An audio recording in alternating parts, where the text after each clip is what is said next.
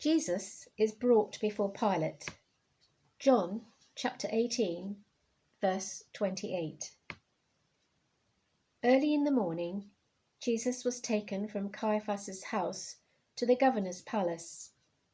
The Jewish authorities did not go inside the palace, for they wanted to keep themselves ritually clean in order to be able to eat the Passover meal.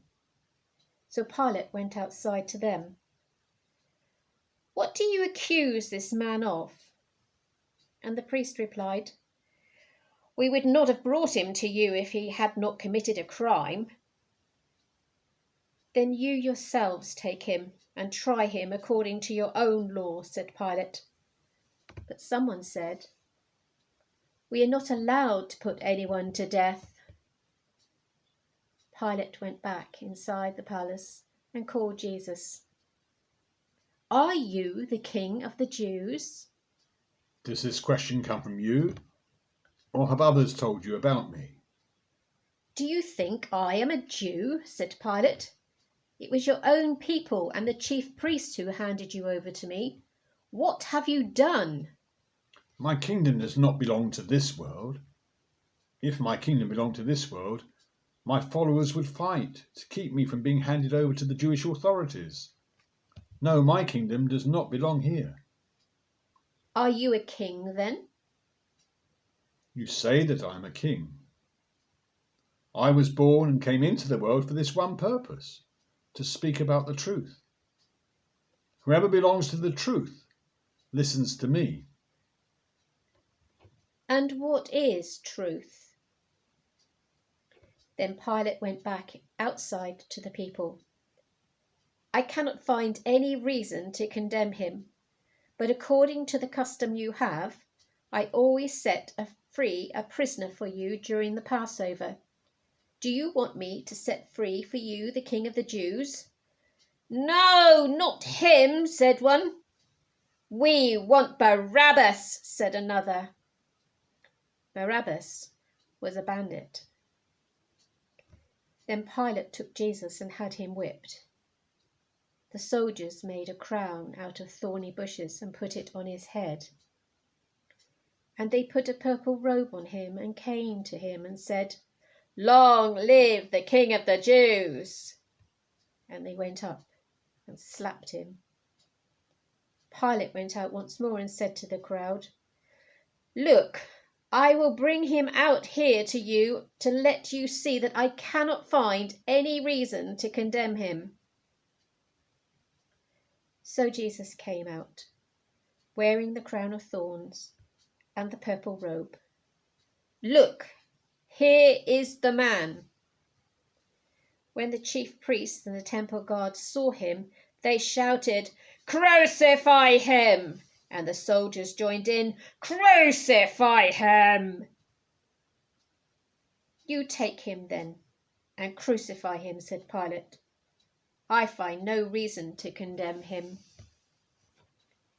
Then someone said, "We have a law that says he ought to die because he claimed to be the Son of God." When Pilate heard this, he was even more afraid. He went back into the palace and asked Jesus, "Where do you come from?" But Jesus did not answer. "You will not speak to me?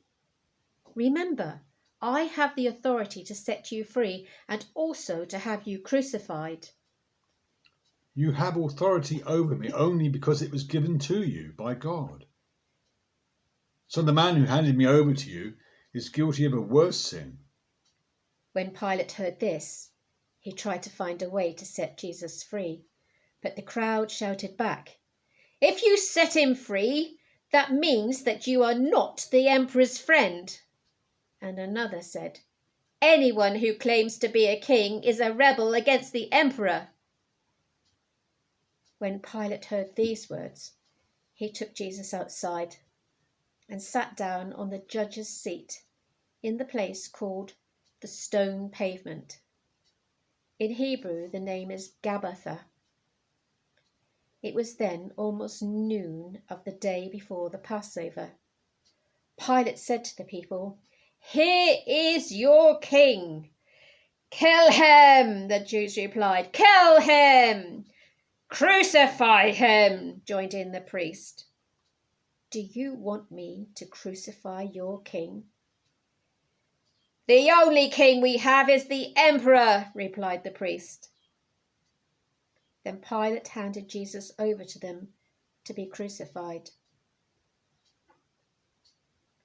Jesus is crucified. John chapter 19, verse 17. Jesus went out, carrying his cross, and came to the place of the skull, as it is called. In Hebrew, it is called Golgotha. There they crucified him, and there they crucified the two other men, one on each side with Jesus between them. Pilate wrote a notice and had it put on the cross: "Jesus of Nazareth, King of the Jews." Many people read it, because the place where Jesus was crucified was not far from the city. The notice was written in Hebrew, Latin, and Greek. The chief priests said to Pilate, "Do not write the King of the Jews, but rather, this man said, 'I am the King of the Jews.'" "What I have written stays written," said Pilate. After the soldiers had crucified Jesus, they took his clothes and divided them into 4 parts, 1 part for each soldier. They also took the robe, which was made of 1 piece of woven cloth without any seams in it. The soldiers said to one another, "Let's not tear it. Let's throw dice to see who will get it." This happened in order to make the scripture come true: "They divided my clothes among themselves and gambled for my robe." And this is what the soldiers did. Standing close to Jesus' cross were his mother's sister, Mary, the wife of Clopas, and Mary Magdalene. Jesus saw his mother and the disciple he loved standing there. So he said to his mother, "He is your son." Then he said to the disciple, "She is your mother." From that time, the disciple took her to live in his home. Jesus knew that by now everything had been completed, and in order to make the scripture come true, he said, "I am thirsty." A bowl was there, full of cheap wine.